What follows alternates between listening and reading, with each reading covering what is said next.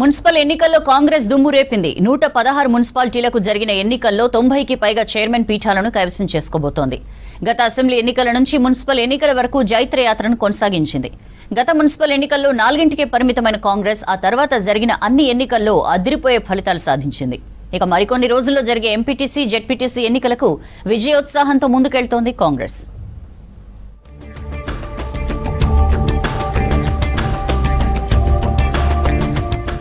రాష్ట్రంలో మరోసారి హస్తం జెండా రెప్రెపలాడింది. అసెంబ్లీ ఎన్నికలతో మొదలైన జైత్ర యాత్ర మున్సిపల్ ఎన్నికల్లోనూ కొనసాగింది.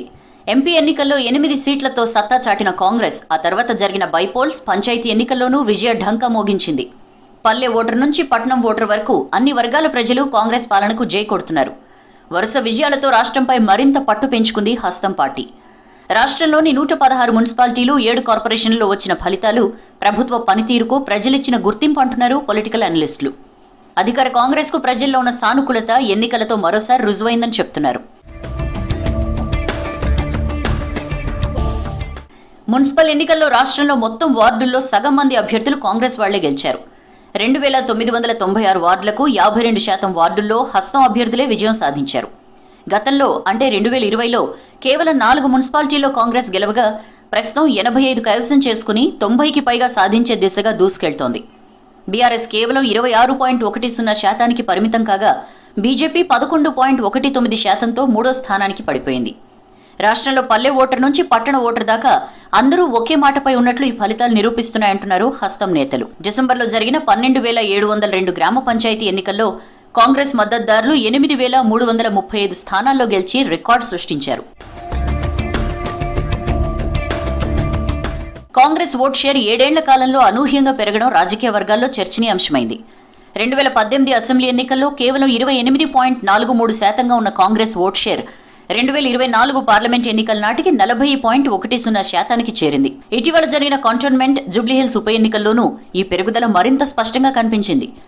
జూబ్లీహిల్స్ ఉప ఎన్నికల్లో ఏకంగా 50.83% ఎగబాకింది. గ్రామ పంచాయతీల్లో 66% సీట్లు, మున్సిపాలిటీల్లో 52% సీట్లతో స్పష్టమైన ఓటు బ్యాంకును సంపాదించుకుంది.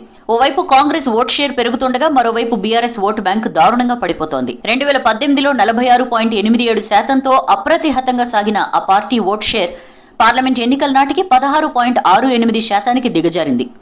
పంచాయతీ ఎన్నికల్లో ఇప్పుడు మున్సిపాలిటీ ఎన్నికల్లో మరింతగా దిగజారింది.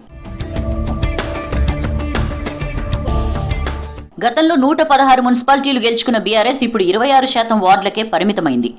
అధికారం కోల్పోయిన ఏడాదిలోపే ఆ పార్టీ ఈ స్థాయిలో ప్రజాదరణ కోల్పోవడంపై రాజకీయ వర్గాల్లో చర్చ జరుగుతోంది. ప్రభుత్వ పనితీరు, పథకాలే గెలుపు మార్గాలంటున్న విశ్లేషకులు రాష్ట్ర ప్రభుత్వం అమలు చేస్తున్న సంక్షేమ పథకాలు, పట్టణ అభివృద్ధి కార్యక్రమాలే ఈ విజయానికి సోపానాలుగా మారాయని అంటున్నారు. తెలంగాణ రైజింగ్ విజన్ కింద పట్టణ ప్రాంతాల అభివృద్ధికి ఏకంగా 17,000 కోట్లు ఖర్చు చేయడం, ప్రతి పట్టణానికి ఒక మాస్టర్ ప్లాన్ ప్రకటించడం ఓటర్లను ఆకర్షించిందని అంటున్నారు.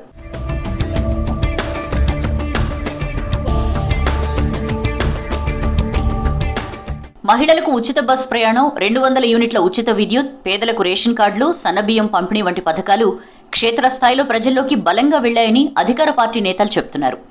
ఇక స్వయంగా సీఎం రేవంత్ రెడ్డి మున్సిపల్ శాఖ మంత్రిగా ఉండి పట్టణాల భవిష్యత్పై భరోసా ఇవ్వడం కాంగ్రెస్ ఓటు బ్యాంకును మరింత సుస్థిరం చేసిందని అభిప్రాయపడుతున్నారు.